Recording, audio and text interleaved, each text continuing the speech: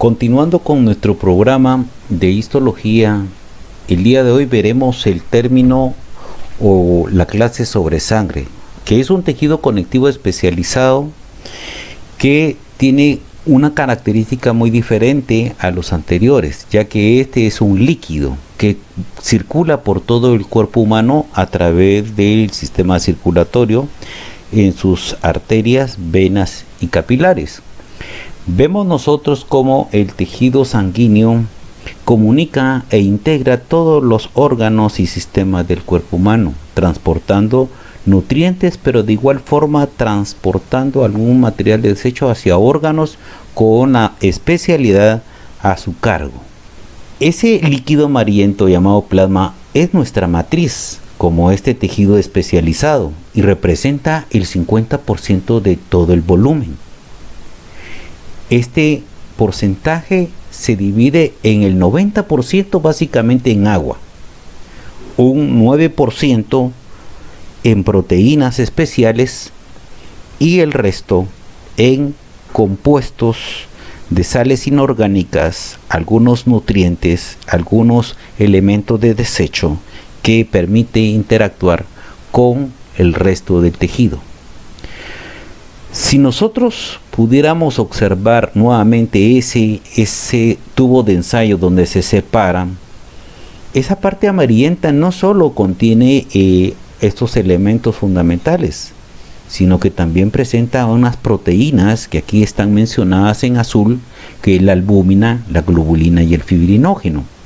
Vale la pena mencionar que la albúmina cumple un papel muy importante por ser una de las de mayor tamaño, y es que atrae todos los solutos al interior de los vasos sanguíneos, evitando de esa forma la pérdida excesiva de líquido hacia la matriz del tejido conectivo, de tal forma que el porcentaje de líquido que se pierde del plasma en el intercambio es poco, y que este tiene las características semejantes al líquido tisular.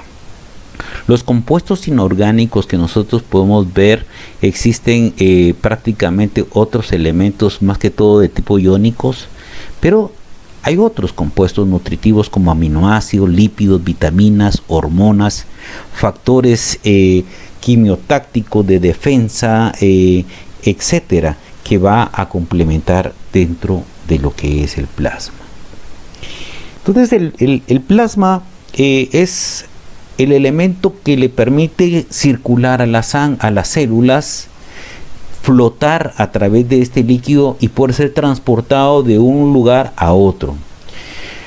La sangre cumple muchas funciones, pero en especial una de las más importantes es el transporte de gases, como es el oxígeno y el dióxido de carbono, que a través de este mecanismo nosotros podemos ingresar oxígeno a todas las células del cuerpo y de igual manera liberar el dióxido de carbono hacia afuera hasta el árbol respiratorio, donde se permite este intercambio.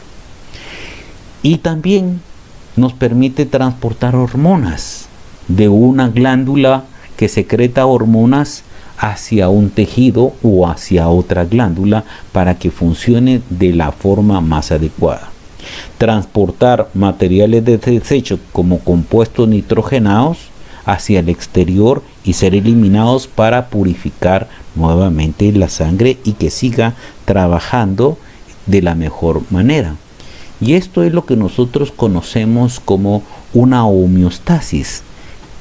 Crear en la sangre un sistema de equilibrio ácido-base y mantener un pH neutro que representará aproximadamente de 7.4. Mantener a través de la sangre de su circulación la termorregulación, controlar la temperatura corporal del cuerpo y de esa forma también circular células que nos permitan la defensa, que les vamos a dar el nombre de leucocitos o glóbulos blancos, que nos ayudan de una u otra forma a evitar la presencia de un antígeno o un patógeno que nos pueda hacer algún daño.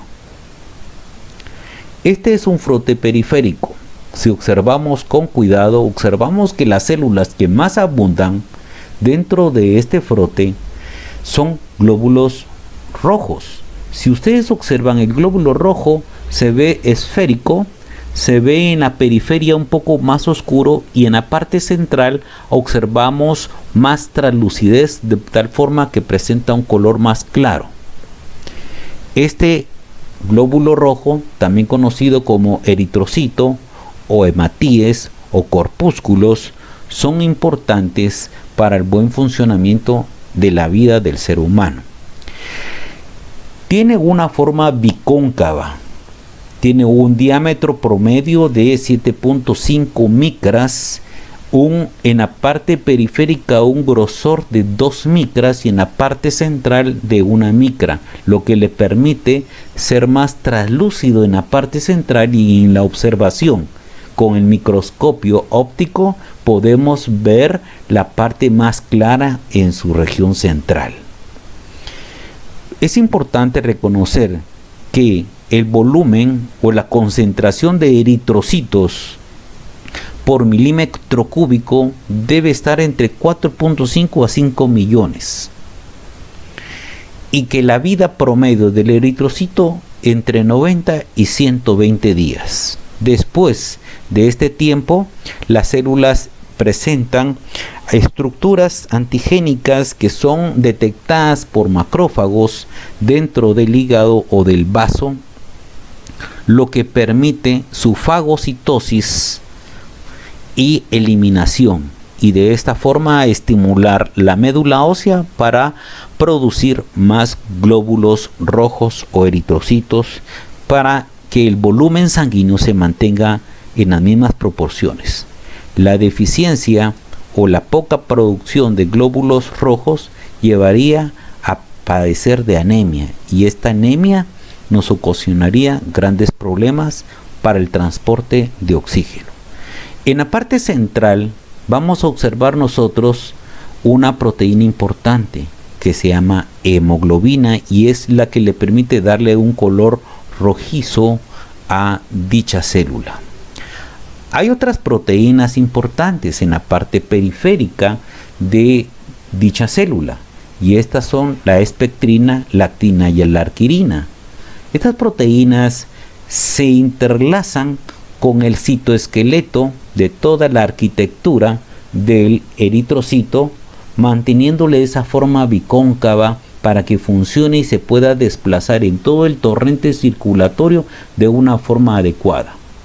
Hay otras proteínas integrales, las glucoforinas o proteínas de banda, que permiten también unirse a otros receptores específicos. Pero en su interior, la hemoglobina está conformada por 4 globinas unidas a grupos M que contienen hierro, y ahí es donde se fija prácticamente las moléculas de oxígeno. La hemoglobina tiene 2 subunidades, una llamada carboxihemoglobina, que transporta el dióxido de carbono, y la otra se llama oxihemoglobina, que transporta el oxígeno, y son liberadas dichas moléculas en sitios diferentes para que sean expulsadas a nivel pulmonar el dióxido de carbono, y a nivel tisular el oxígeno, para ser utilizado por las células que se encuentran en ese sitio. La hemopoiesis, que hemos visto cómo la sangre desde sus primeras semanas de vida embrionaria empieza a diferenciarse las células, y empieza a diferenciarse del mesodermo al mesénquima, y de esas células se forman células troncales hemopoiéticas hasta dar origen a células pluripotenciales, que se puede convertir en varios tipos de células de la sangre. En estas células se derivan las células mieloides. Estas células mieloides van a dar origen a la formación del eritrocito en su línea para formarse. Pero este proceso lleva varias divisiones celulares hasta adquirir la forma arquitectónica que nosotros estudiamos. En esta imagen podemos observar cómo estas células se empiezan a diferenciar por un proeritroblasto. Vemos el tamaño de la célula es mayor, tiene núcleo, progresivamente se va condensando, entra en una etapa eritroblasto basófilo, más adelante en un eritroblasto policromatófilo y casi en su etapa final de un eritroblasto ortocromático para convertirse al final en el final de la médula en reticulocitos. Pero para que pueda salir a la sangre periférica se tiene que convertir en eritrocito. Y vimos cómo la secuencia va modificando la célula hasta que desaparezca completamente su núcleo. Y vemos la forma bicóncava de dicha célula. De esta forma, la célula puede complementar todas las funciones para las cuales ha sido diseñada en el cuerpo humano. Entonces, estas células sanguíneas, esta célula es la más abundante de todas y nos ayuda básicamente al transportar el oxígeno y a transportar el dióxido de carbono y de esta forma ayudar a mantener las condiciones vitales del ser humano. El otro grupo de células más abundantes corresponden a los trombocitos, también conocidos como plaquetas. Estas plaquetas vemos nosotros que al final se convierten en fragmentos plaquetarios o fragmentos de células que en su parte interna corresponden a los compuestos hialurómero y granulómero que permiten evitar la pérdida sanguínea. Cuando el endotelio, las células endoteliales de los vasos sanguíneos sufren una lesión, inmediatamente estimulan la agregación de estas plaquetas. Conjuntamente con el fibrinógeno, que es una proteína que está circulando dentro del plasma, se van agregando para dar origen a la formación de un coágulo. Un coágulo que va a permitir darle tiempo a la reparación del endotelio, por lo que va a durar aproximadamente una semana en ese tiempo. Después de esa semana, los macrófagos fagocitarán el residuo del coágulo y permitirán la liberación y reparación del endotelio donde existía una lesión. Los trombocitos o plaquetas tenemos que tener un promedio de entre 150.000 a 450.000 por milímetro cúbico. Esto es bien importante porque si estos porcentajes se alteran, podríamos tener problemas dentro de lo que es la coagulación de la sangre, formando, si fueran muchas las plaquetas, formando trombos, o si fuera poco, evitando la formación de trombos, lo cual no permitiría detener el sangrado en un momento determinado. Entonces, los valores importantes en estas células son de suma importancia mantener ese control. Por eso que es importante a cada paciente, sobre todo para el dentista, hacer una hematología y revisar sus tiempos de coagulación, pero sobre todo la cantidad de plaquetas necesarias para su desempeño laboral.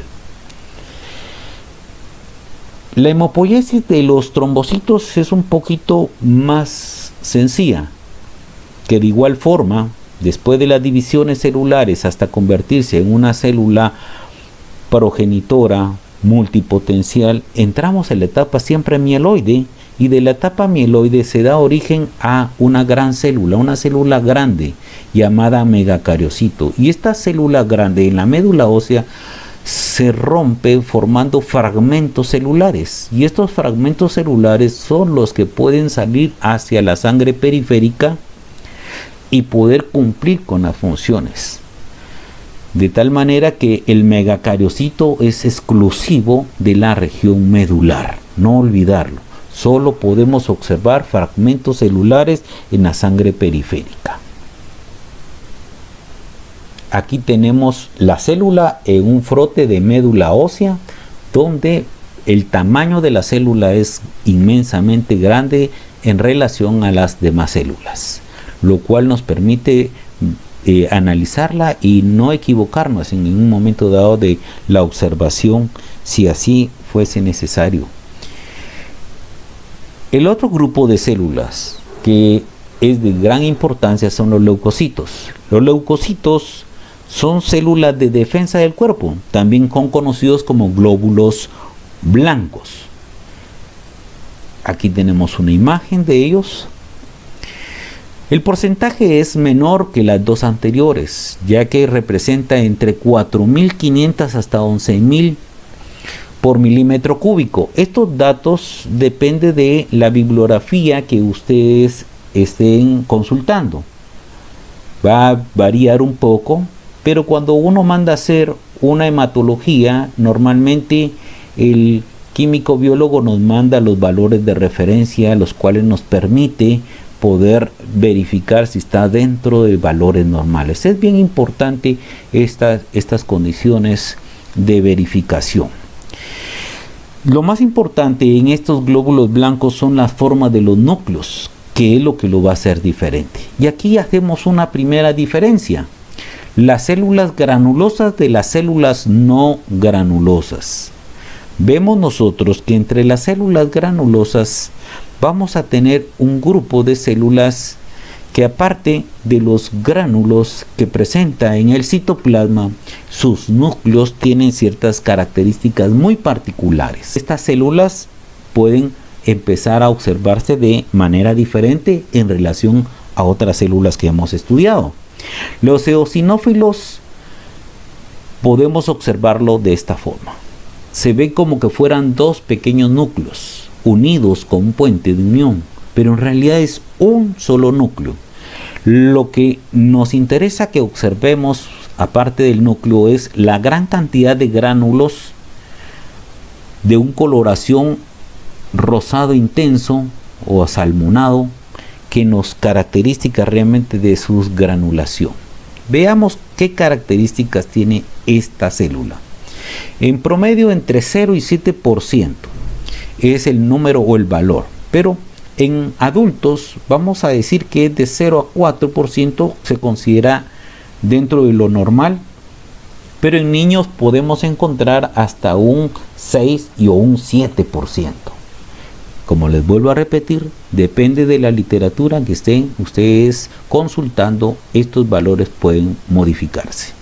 Sus gránulos específicos son proteínas básicas que permiten la liberación para la destrucción de algún patógeno, liberando compuestos químicos como histamina, como colagenasa, peroxidasa, aril sulfatasa.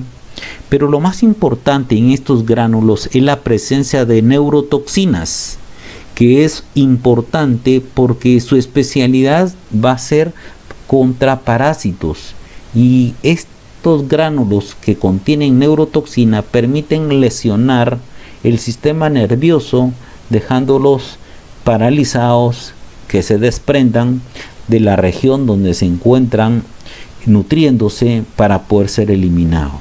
Entonces, los eosinófilos es una célula que contribuye en el proceso inflamatorio, pero principalmente su acción es contra parásitos o gusanos.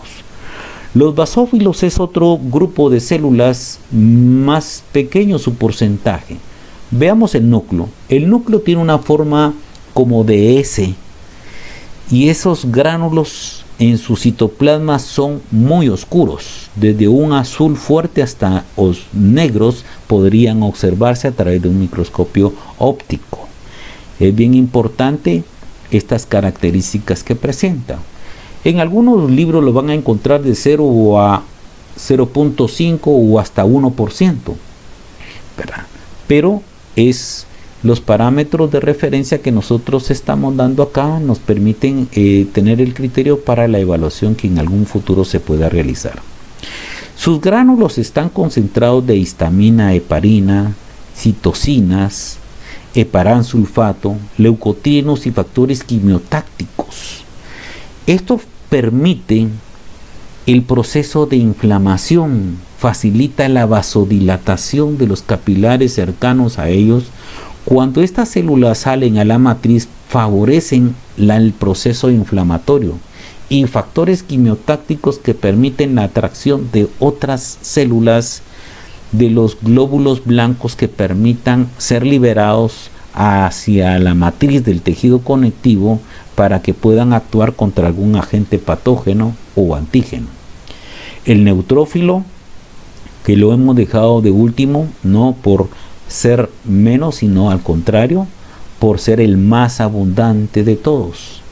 Observemos su citoplasma, no se ven tanta la presencia de gránulos, ya que no se tiñen tan fácilmente, pero sus núcleos presentan muchos lóbulos, presentan de entre 3, 4 y hasta 5 lóbulos, que le da la característica, y por esto también se le conoce como polimorfonucleares. Es una célula de las que permite sus funciones contra bacterias, un porcentaje entre 40 hasta un 70% de neutrófilos y del total de leucocitos. Es considerada la primera línea de defensa, ya que ellos, por factores quimiotácticos liberados por los macrófagos y por los mastocitos, permiten salir del torrente circulatorio del endotelio a través de la vasodilatación y un fenómeno llamado diapédesis, ser liberados hacia la matriz donde actúan y buscan transportarse entre toda la matriz hacia llegar a la zona donde se encuentren estos agentes invasores. Tiene gránulos primarios o azurófilos, que prácticamente son lisocimas, que en su interior contienen una gran cantidad de enzimas como la hidrolasa, la elastasa, la mieloperoxidasa y otros gránulos específicos secundarios y terciarios que favorecen la destrucción contra bacterias, lisocimas, lactoferrinas, activadores del complemento que también estimulan el proceso de inflamación, ¿verdad? Las fosfatasas y las metaloproteasas, que destruyen tipos de membranas celulares al interior para destruir las bacterias. Esa es su principal acción, pero destruyen muchos de los agentes invasores. Ahora, el otro grupo de leucocitos son considerados como granulosos, porque en su citoplasma no se logran observar gránulos, pero sí tienen gránulos primarios que permiten también la liberación de estos compuestos, y estos son los linfocitos y los monocitos. Ambas células tienen características muy diferentes, ya que los linfocitos son células pequeñas, son las más pequeñas dentro de los glóbulos blancos, más o menos un promedio entre 8 y de unas 10 micras de diámetro, y el núcleo ocupa casi la mayor parte del citoplasma de la célula.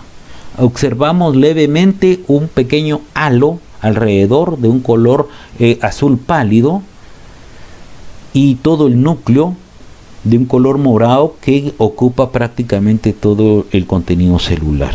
Son células pequeñas y observan casi del mismo tamaño de los eritrocitos, un poquito mayor, pero no mucho mayor que ellos.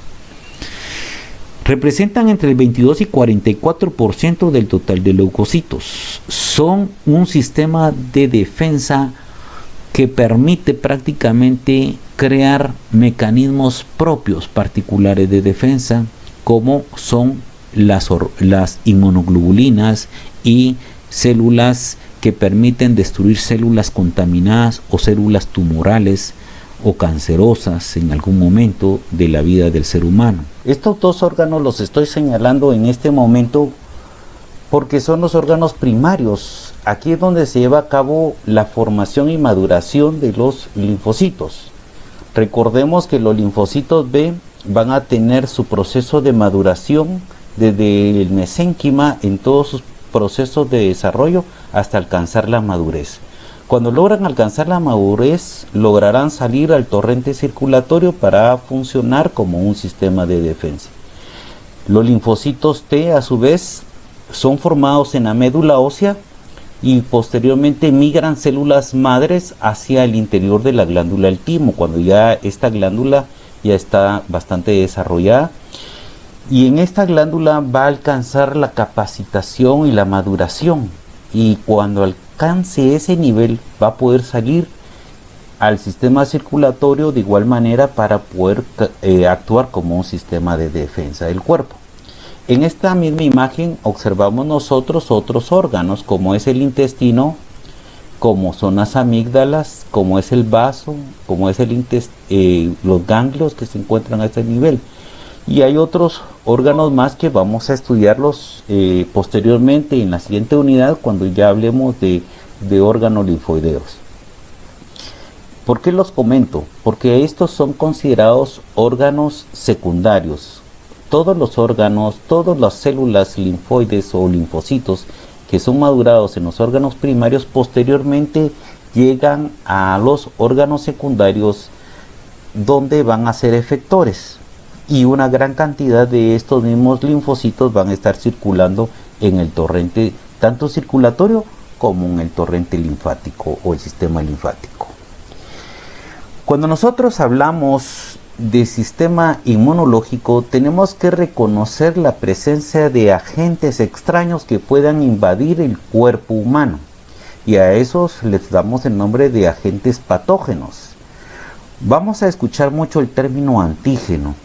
Entonces el antígeno no va a ser más que aquel agente que puede ingresar al interior del cuerpo humano y ocasionar el estímulo de una reacción de defensa de nuestro propio cuerpo.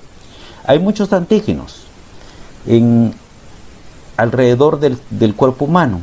No todos logran estimular el sistema de defensa porque son muy pequeños, pero aquellos agentes patógenos que ya alcancen un peso molecular mayor de 10.000 ya tienen la capacidad de estimular y van a ser agentes que pueden ocasionar algún daño. Por lo tanto, se activa nuestro sistema de defensa, se activan todas las células que hemos ido estudiando en la clase anterior, cuando hablamos de leucocitos. Vimos que los leucocitos se dividían en dos grupos, en glóbulos granulosos o glóbulos blancos granulosos y agranulosos, y dejamos un espacio por aparte de los agranulosos, que eran los linfocitos, y dijimos que estos linfocitos se dividían en dos grupos, en linfocitos T y en linfocitos B. Hoy vamos a platicar un poquito más al respecto de esto, pero antes tenemos que mencionar que dentro del sistema de defensa existen dos mecanismos, uno innato no específico y uno adquirido o específico. Aquí hay una gran diferencia entre cada uno de estos. Cuando nosotros hablamos de un sistema innato, es con el que nacemos, con ese sistema de barrera, de membranas epiteliales que impiden que microorganismos atraviesen hacia la zona de la matriz del tejido conectivo y puedan destruirlo. Hay epitelios que tienen muchas capas y por lo tanto son más protectores que otros que solo tienen una capa, pero van a existir dentro de ese tejido epitelial células que corresponden al sistema de defensa también, y van a evitar que agentes antigénicos o patógenos ingresen al interior ocasionando alguna enfermedad. Pero si pasara algo de esto, tenemos células especiales que van a identificar dichos agentes, como los macrófagos. Los macrófagos, habíamos comentado que son células que se movilizan dentro de una área del tejido y que pueden identificar lo propio de lo extraño. Esto es bien importante porque ese macrófago que nosotros tenemos acá presente tiene la capacidad de identificar a las células que son de nuestro tejido gracias a la molécula de mayor histocompatibilidad clase 2. Es la única célula o la célula que tiene la capacidad de poder identificar las células propias de células extrañas o de partículas propias de algunas que no corresponden a nuestros tejidos. De igual forma, los neutrófilos, que corresponden a ciertos macrófagos pequeños, que también tienen la capacidad de identificar y presentar antígenos. Cuando ellos encuentran un agente extraño, lo fagocitan y lo presentan de tal manera que se lo van a presentar a células ya especiales. Las células Natural Killer o células asesinas, como las conocemos, son un tipo de linfocitos que tienen la capacidad de identificar agentes patógenos, pero especialmente células contaminadas. Células contaminadas que están replicando virus o que tienen presencia de parásitos en su interior, y por lo tanto en su superficie tienen estructuras que los identifica como células que están enfermas y ellas tienen la capacidad de destruirlas. Entonces, por eso le dan ese nombre importante. En el momento que un agente antigénico penetra el interior de nuestro cuerpo, estimula un proceso químico inflamatorio, liberando sustancias químicas, citocinas, quimiosinas, otras moléculas antibacterianas, y entonces puede haber cambios en nuestro tejido, algunas molestias, alguna sensibilidad del dolor, puede haber presencia de tos, estornudos, otras modificaciones que son mecanismos naturales que nosotros ya traemos en nuestro organismo. El ácido que se produce en el estómago también es un sistema de defensa, porque todos los alimentos que nosotros ingerimos pueden presentar antígenos, y gracias a esa acidificación neutralizamos muchos de esos antígenos que puedan entrar por esa vía. El moco, que está en las vías respiratorias, atrapa antígenos y posteriormente por medio de un estornudo o por medio de tos podemos expulsarlo. La piel, de igual manera, tiene muchas capas de protección. Gracias a la queratina y la exfoliación estamos constantemente limpiando la presencia de microorganismos en la superficie, pero ahí vamos a tener células especiales que activan mecanismos de defensa, ¿verdad? El pelo mismo son áreas de protección, y las glándulas de secreción, como vemos en este cuadrito, tenemos algunas glándulas, la sudoración, el aumento de la temperatura. Todo esto son sistemas no específicos, son sistemas innatos. Entonces están luchando contra cualquier microorganismo sin saber cuál de ellos corresponde. El objetivo es eliminarlos. Entonces las características propias de estos microorganismos van a crear cierta modificación en el funcionamiento, ¿verdad?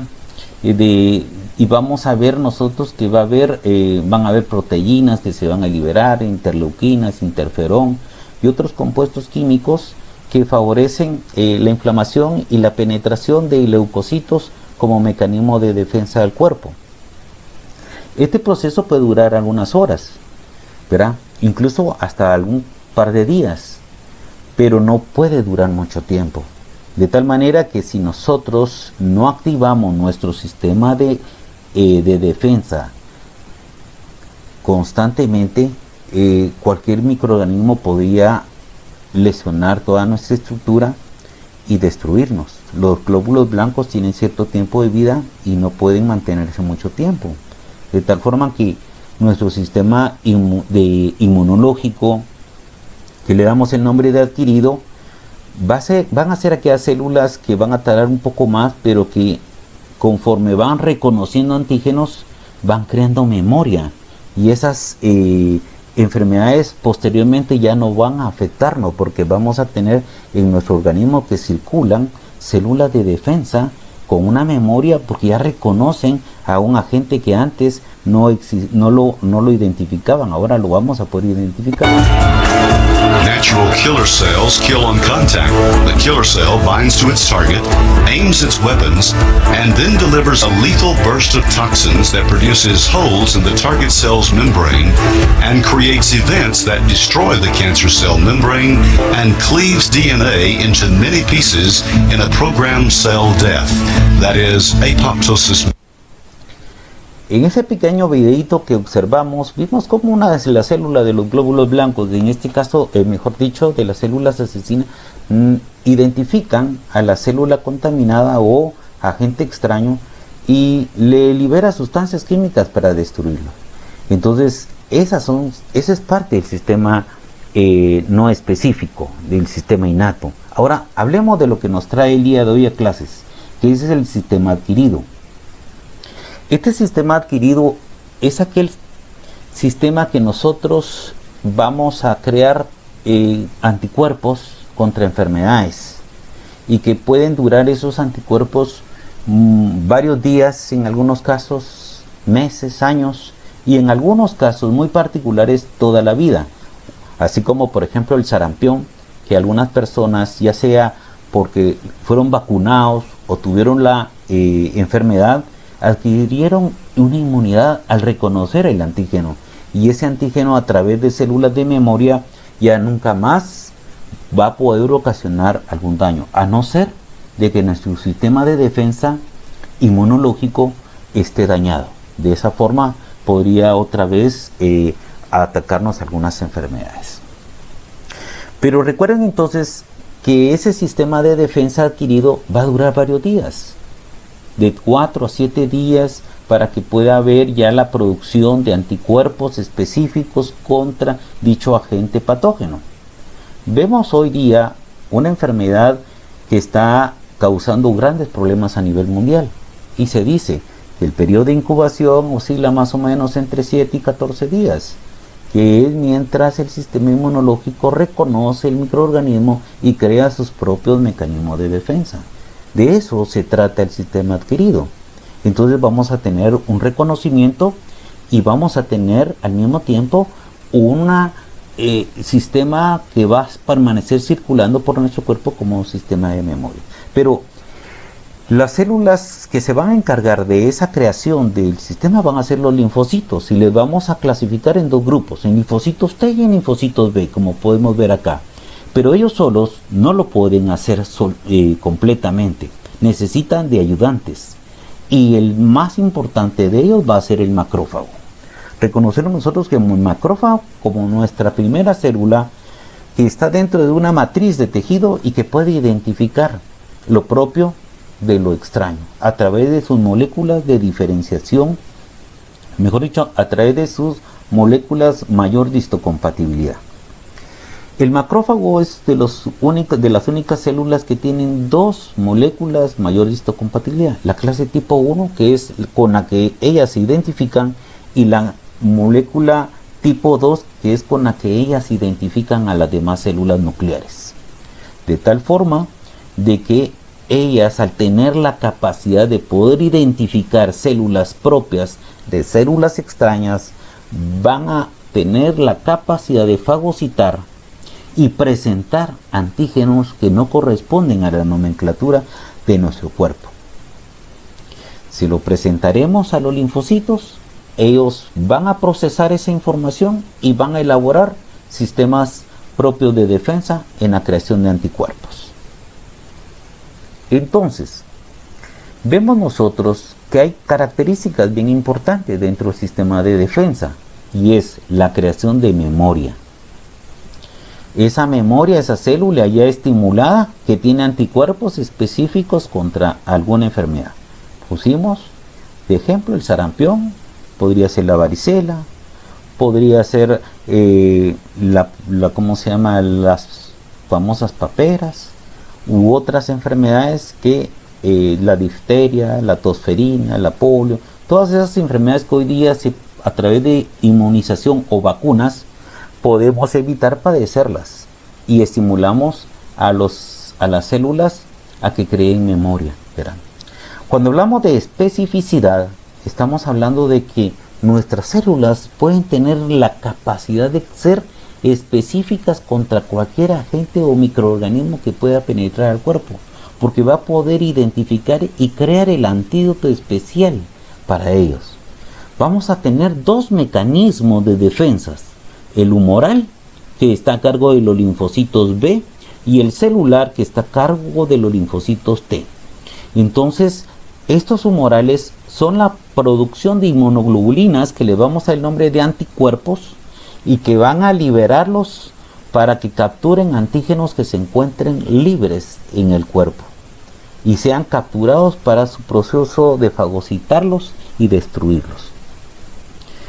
Mientras que los linfocitos T se van a encargar de identificar aquellas células que están contaminadas con microorganismos virales o parasitarios u otro tipo de elemento, o modificación de células propias que han modificado sus estructuras, en este caso células tumorales, para destruirlas. Entonces ellas, al identificar dichas características, van a crear ciertas toxinas para aniquilar las células y de esa forma evitar la producción de más antígenos en el cuerpo que produzcan la patología. Aquí vemos un cuadro donde resume básicamente nuestro sistema de defensa en una forma muy práctica. Vemos aquí en amarillo el sistema innato, vemos el cuadro amarillo que le sigue, donde están los macrófagos, están las células, los linfocitos granulosos, como entre ellos los neutrófilos, los eosinófilos y los linfocitos T natural killer, que son especiales para destruir. Estas células no tienen un sistema de presentación, directamente van y destruyen todo lo que encuentran, obviamente por medio de la estimulación de los macrófagos, que siempre van a estar compartiendo cierta información. Pero en azul podemos ver aquí el sistema humoral, el sistema de defensa adquirido, que es aquel que nunca ha tenido una enfermedad. Entonces tenemos el humoral y el celular a cargo de los linfocitos B. Aquí vale la pena mencionar que el linfocito B también se le conoce como plasmocito, pero hagamos la diferencia. Linfocitos B son aquellos que nunca han estado en contacto con un antígeno, y en el momento que entran en contacto con un antígeno y empiezan a replicar anticuerpos como sistema de defensas, en este momento ya les damos el nombre de plasmocitos. Ya tienen una experiencia, un reconocimiento, una identificación, y pueden crear la síntesis de inmunoglobulinas, que es las que vamos a estudiar más adelante. En el siguiente cuadro celeste vemos aquí dos grupos de linfocitos que los vamos a identificar como con el cúmulo de diferenciación celular como CD4, y entre estos vamos a tener dos, el TH1 y el TH2. Recordemos, el TH1 es aquel que va a ayudar a estimular la presentación a los linfocitos T citotóxicos conjuntamente con el macrófago. Entonces el linfocito TH1 o cooperador 1 se une con el macrófago, y el antígeno que ha sido capturado lo reconocen y estimulan al linfocito T citotóxico a que se active para destruir todas aquellas células que puedan estar dañadas con este antígeno. Mientras que el linfocito TH2 vamos a reconocer la capacidad de identificar al antígeno conjuntamente también con el macrófago para presentárselo a los linfocitos B, y ya presentados ellos van a transportar, porque vamos a recordar que estos linfocitos B tienen en su superficie inmunoglobulinas tipo M y tipo D. Entonces las M son las receptoras que identifican el antígeno y transportan esa información al interior de la célula, y en el interior de la célula se empiezan a sintetizar muchas inmunoglobulinas y empieza a haber una división celular, y se van a diferenciar en este momento en dos grupos de células ya activas, en células de memoria de linfocitos B y en plasmocitos capaces de secretar inmunoglobulinas de defensa para todo nuestro sistema orgánico. En el momento que lo haya fagocitado, lo presenta en su superficie de membrana celular, unido a la molécula MCH2, que dijimos que es la molécula mayor de histocompatibilidad. Ahora bien, esta estructura que estamos viendo en este momento representa una inmunoglobulina y tiene dos regiones. La FC, que es la región de cadena pesada y que está unida a la membrana celular del linfocito B, y tenemos siempre en celeste, en las partes más de arriba, la parte de cadenas ligeras. Esas cadenas ligeras tienen en sus fragmentos pequeñas modificaciones, y esa le damos la región de la porción variable. Esas están conformadas y se pueden modificar sus regiones para poder encajar completamente con el antígeno y poderlo atrapar. Tiene un sistema donde están los colochitos rojos, que son un sistema de bisagras, y eso significa que permite que abra los brazos o los cierre para tener la capacidad de capturar antígenos. En el momento de la recepción final de un antígeno, incluso la última parte, en ese momento se pueden modificar algunas nomenclaturas, que se le da el nombre de la región hipervariable, para encajar perfectamente con el antígeno que se está tratando de capturar y que se está presentando en ese momento, y es transportada esa información a través de esas cadenas al interior del linfocito. Entonces estas son inmunoglobulinas de superficie de membranas que tienen todos los linfocitos B, y van a haber de dos tipos, la tipo M y la tipo D.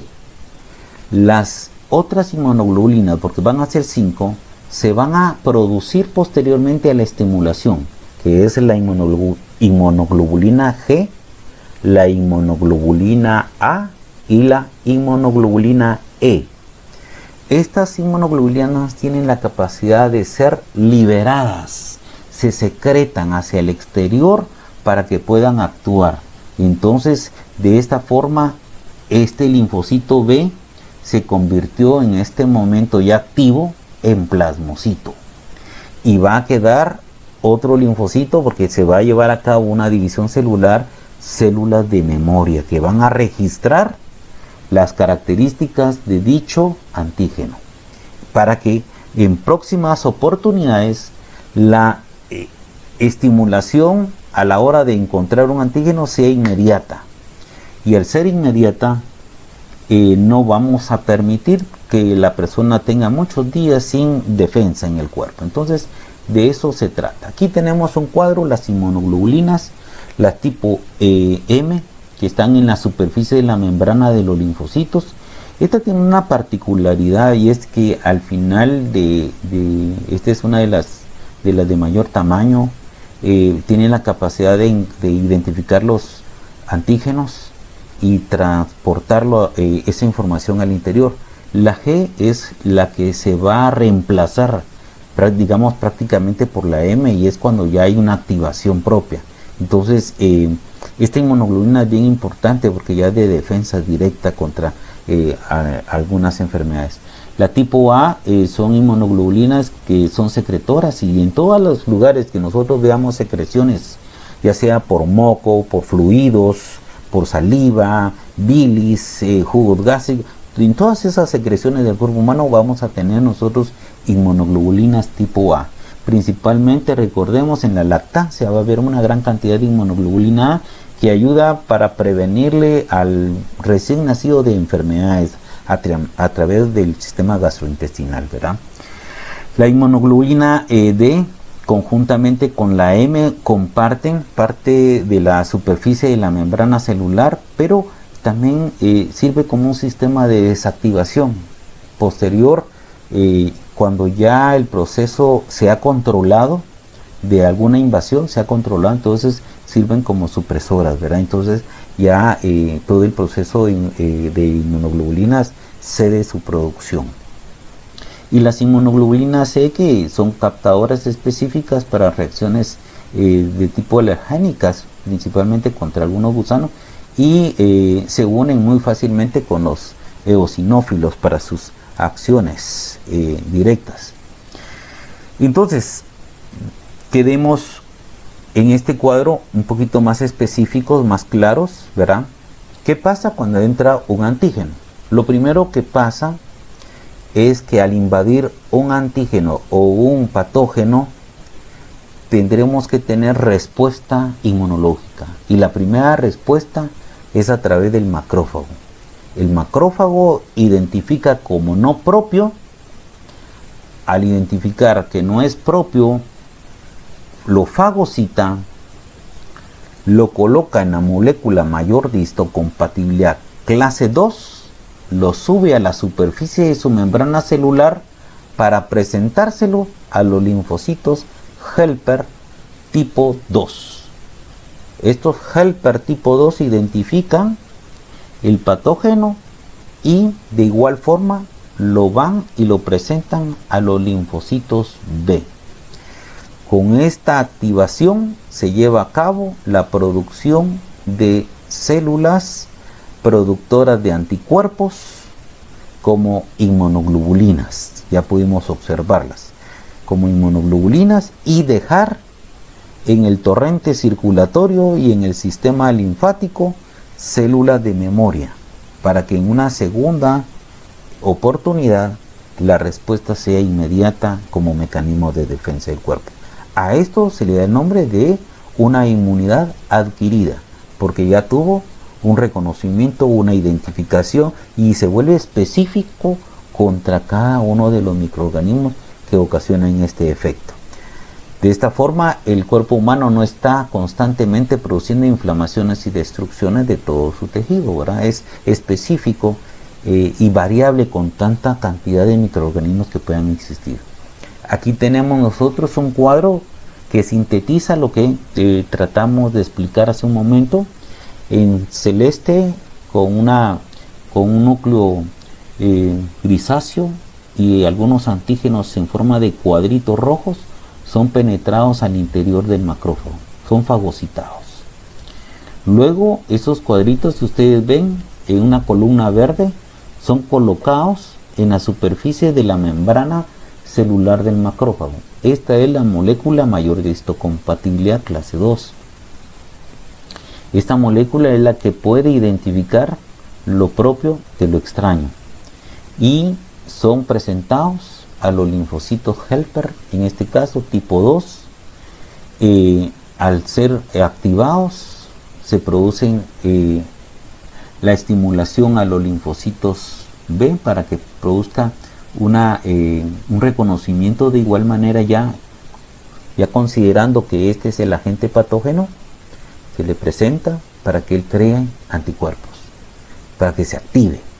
En ese momento de activación vemos cómo el linfocito B cambia de color y se convierte en una célula activa, y esa célula activa produce una mitosis dividiéndose ya en dos grupos, en los linfocitos de memoria y los linfocitos o plasmocitos que llevan inmunoglobulinas y las secretan. Vemos en el cuadro cómo secretan esas inmunoglobulinas en forma de Y que atrapa los antígenos, ¿verdad? De tal forma que los precipita y evita su movilidad para que puedan ser fagocitados y destruidos.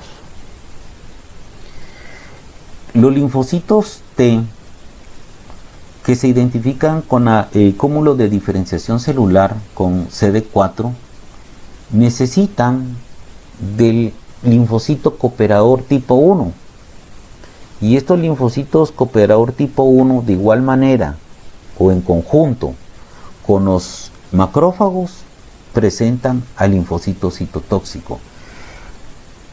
Mucha atención, el linfocito citotóxico en su superficie de membrana va a tener un cúmulo de diferenciación clase 8, y eso le va a permitir una relación directa con el macrófago. Esa diferenciación sabemos que vamos a identificar la presencia de antígenos. Entonces, esta activación del helper 1, el macrófago y el linfocito citotóxico permite que las células produzcan toxinas que van a permitir transportarse. Estas células sí van a tener que tener una reacción directa o cercana, y van a buscar a las células que están enfermas, que están contaminadas, que están replicando virus, o que tienen guardada en su superficie algún parásito, o que han sido células que se han modificado durante el tiempo y que se han vuelto células no compatibles con el tejido. Estas células se encargarán de destruirlas. Por eso se llaman células citotóxicas. Van a liberar dos compuestos, uno se llama perforina y el otro se llama fragmentina o grancina. En otro libro lo pueden encontrar de esa forma, que permita perforar la membrana celular y posteriormente fragmentarla en 1000 pedazos para más adelante ser fagocitados sus residuos, produciendo una destrucción, una apoptosis celular completa. Entonces, de esta forma es como vemos nosotros estas células tenemos otras células cooperadoras como el TH3, que regula la respuesta inmunológica a través de las liberaciones de sustancias químicas, el TH17, que activa y llama o estimula la atracción de neutrófilos y otras leucocitos. De esa forma se estimulan también la presentación de antígenos. Recordemos que el neutrófilo también tiene la capacidad de presentar antígenos. Y se me olvidaba comentar de que el linfocito B también tiene la capacidad de ser presentadora de antígenos. Entonces van a ver en todos los tejidos linfoides células que se encargan también de recopilar agentes patógenos, y eso les vamos a dar el nombre de células dianas, que al final van a ser destruidas para poder controlar cualquier proceso infeccioso. Son sistemas de defensa. En este cuadro nuevamente es una forma resumida de los pasos que lleva el proceso de activación de los linfocitos T. Primero, un agente patógeno que active o estimule el sistema inmune. Activado, los macrófagos van a fagocitarlo y van a colocarlo en su molécula MSH2 como sistema de presentación.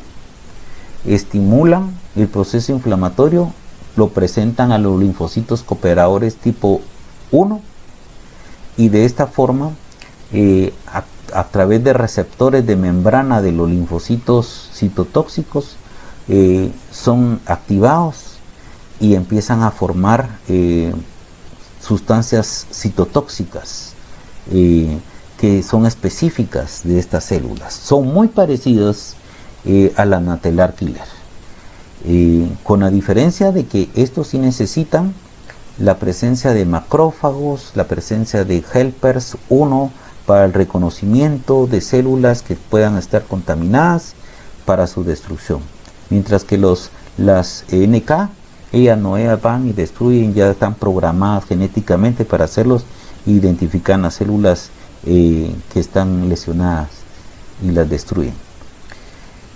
Aquí tenemos un cuadro de igual manera, vemos en rosadito los antígenos, en celeste vemos el macrófago o célula presentadora, en la barrita amarilla la molécula mayor de histocompatibilidad, vemos las interleuquinas, todo el proceso inflamatorio, y los linfocitos citotóxicos, ¿verdad?, que en el momento de ser activados con ayuda de los helper tipo 1, se produce la mitosis, la liberación de toxinas que van a identificar células contaminadas para destruirlas.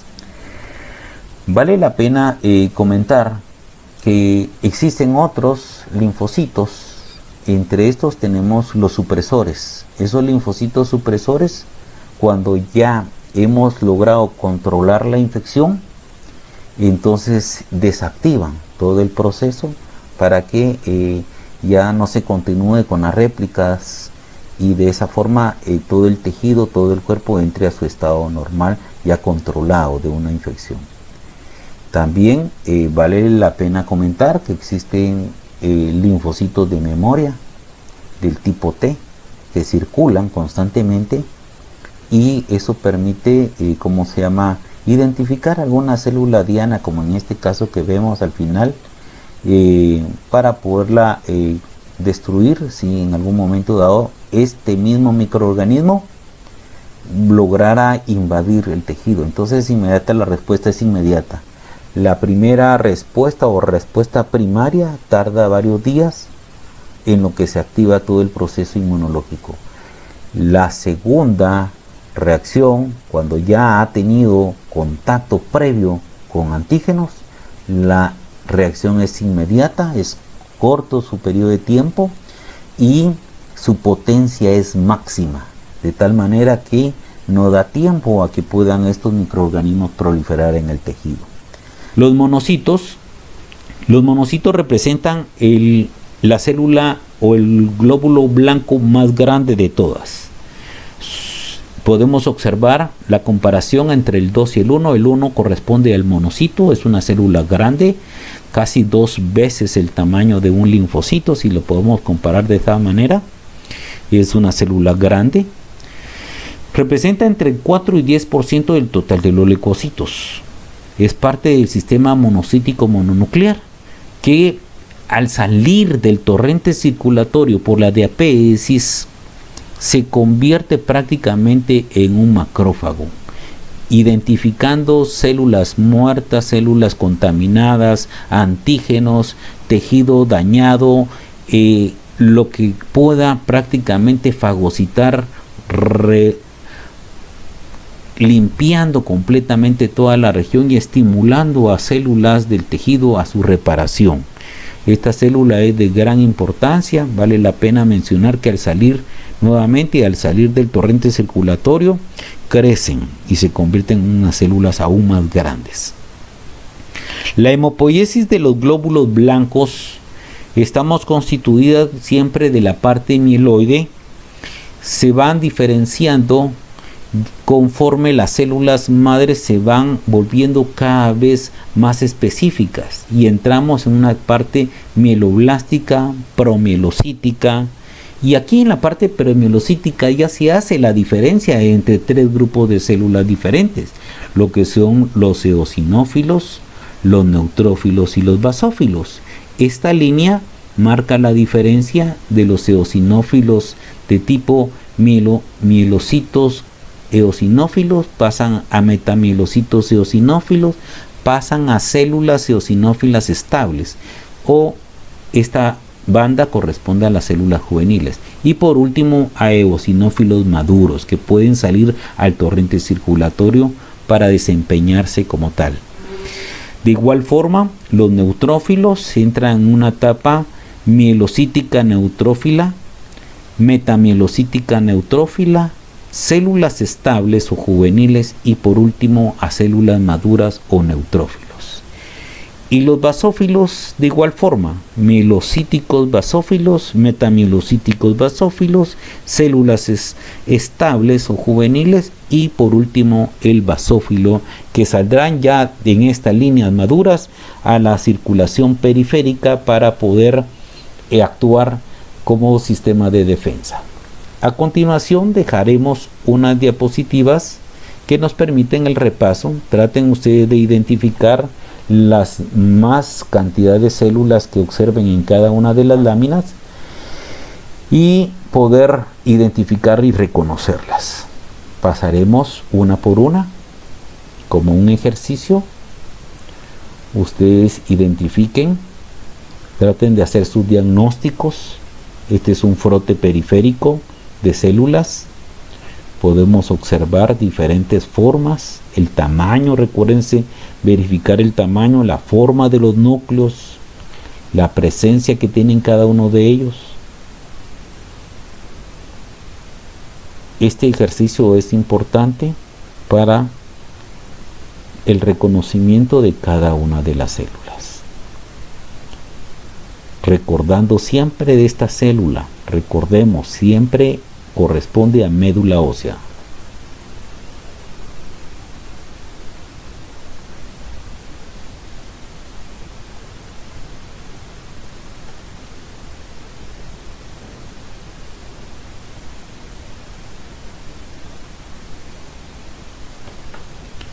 Y con esta última célula nos quedamos. Finalizamos de esta forma la clase del día de hoy. Que tengan ustedes un feliz día.